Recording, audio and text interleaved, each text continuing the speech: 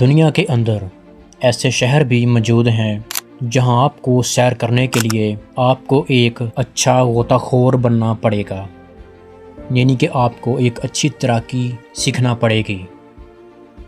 تو آپ پوچھیں گے ایسا کیوں؟ یہ سچ ہے کیونکہ یہ شہر پانی کے اندر موجود ہیں۔ کسی زمانے میں یہ شہر خشکی پر ہوا کرتے تھے، آج یہ پانی کے اندر موجود ہیں۔ اس میں ہزاروں لوگ آباد تھے اور اپنی ہنسی بسی زندگی گزار رہے تھے، اور ان میں سے کچھ شہر بڑے تجارتی راستے بھی تھے۔ تو پھر ان کے ساتھ ایسا کیا ہوا؟ یہ شہر پانی کے اندر کیوں ڈوب گئے؟ کیوں اس شہروں کی رونقیں ہمیشہ کے لیے ختم ہو گئیں؟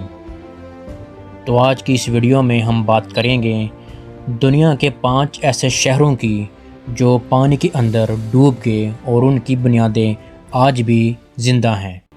تو ناظرین ذرا تصور کیجئے، آپ ایک سمندر کے کنارے کھڑے ہیں، ہر طرف صرف آپ کو نیلا پانی ہی نظر آ رہا ہے، لیکن اگر کسی بھی طرح اس پانی کو ایک لمحے میں ہٹا دیا جائے تو آپ کو یہ خالی سمندر نظر نہیں آئے گا، بلکہ آپ کو پوری کی پوری سڑکیں، بڑی عمارتیں، قدیم بندرگاہیں اور ہزاروں سال پرانے شہر ظاہر ہونے لگیں گے۔ ایسے شہر جہاں کبھی انسانوں کی زندگیاں آباد تھیں، جہاں بازار لگتے تھے، جہاں جہاز آتے جاتے تھے، لیکن پھر وقت نے ایک ایسا رخ بدلا کہ شہر سمندر کی تہہ میں دفن ہو گئے۔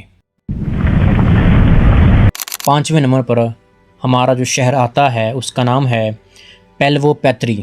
یہ دنیا کا ایک ایسا شہر ہے جسے بہت سے ماہرین دنیا کا قدیم ترین معلوم زیر آب شہر قرار دیتے ہیں۔ یہ شہر یورپ کے ملک یونان کے جنوبی حصے میں لکونیا کے ساحل کے قریب واقع ہے۔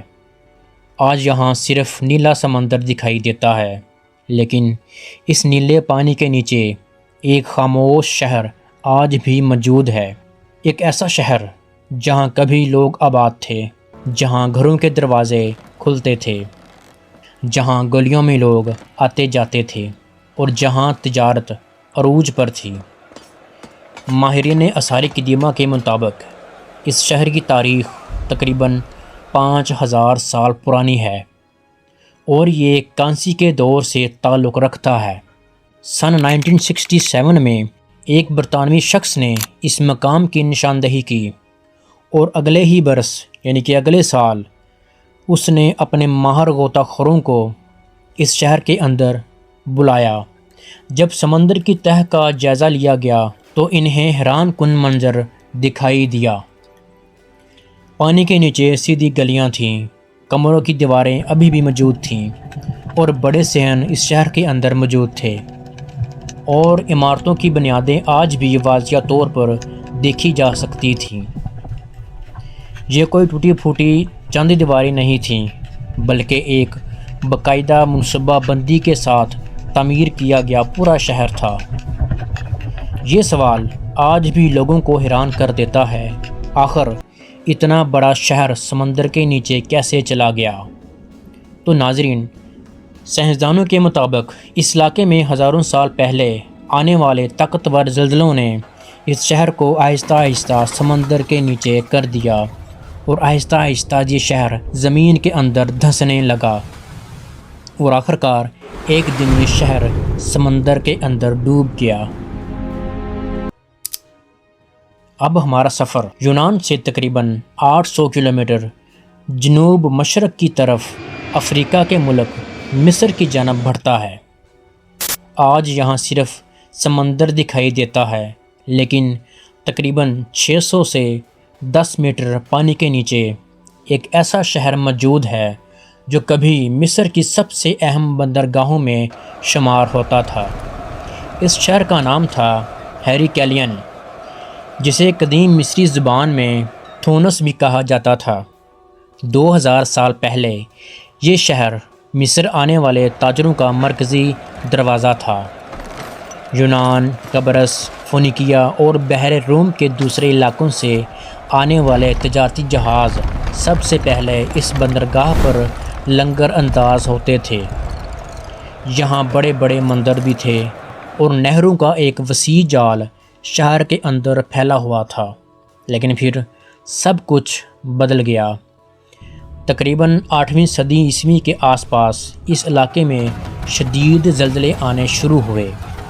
سائنسدانوں کے مطابق اس کے بعد سمندر کے کنارے کی نرم اور پانی سے بھری زمین اپنی مضبوطی کھو بیٹھی۔ زمین آہستہ آہستہ بیٹھنے لگی اور شہر کے بڑے حصے سمندر میں ڈوب گئے۔ کئی صدیوں تک کسی کو معلوم نہیں تھا کہ یہ شہر کہاں غائب ہو گیا، اور پھر سن 2000 میں فرانسیسی ماہر آثار قدیمہ اور ان کی ٹیم نے سمندر کی تہہ میں اس شہر کے حیران کن آثار دریافت کیے۔ اور نمبر 3 پر آتا ہے دوارکا۔ اب ہم مصر سے تقریباً 4000 کلومیٹر مشرق کی طرف سفر کرتے ہیں۔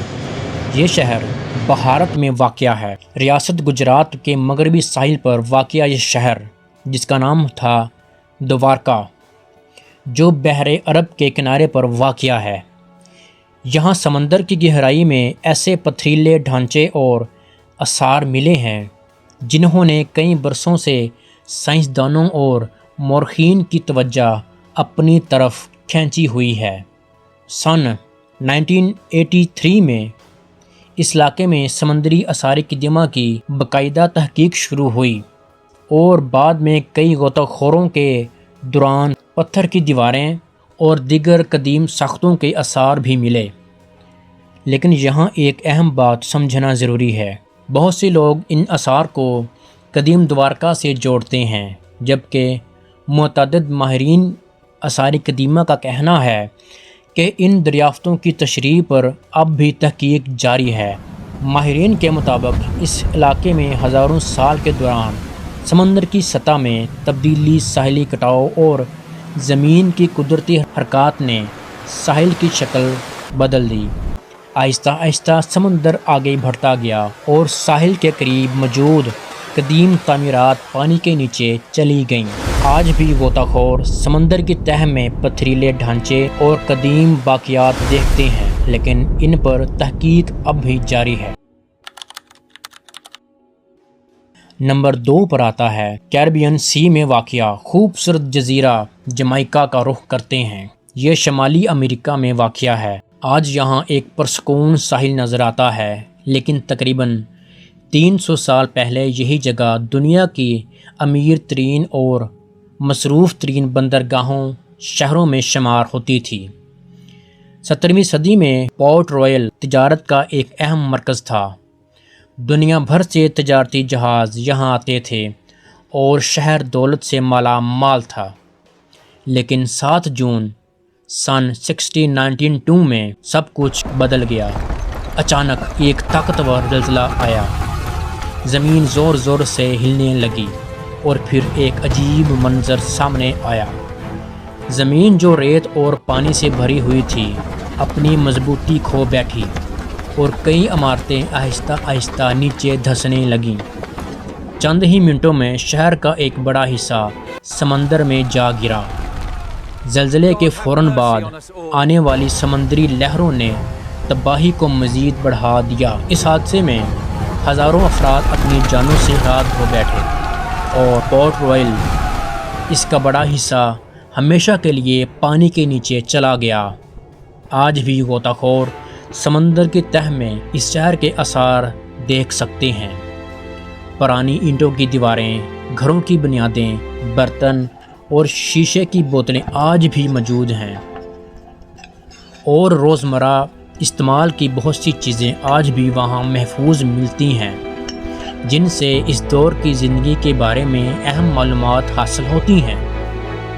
اس لیے پورٹ رویل کو دنیا کے بہترین محفوظ تاریخی زیر آب مقامات میں سے سمجھا جاتا ہے۔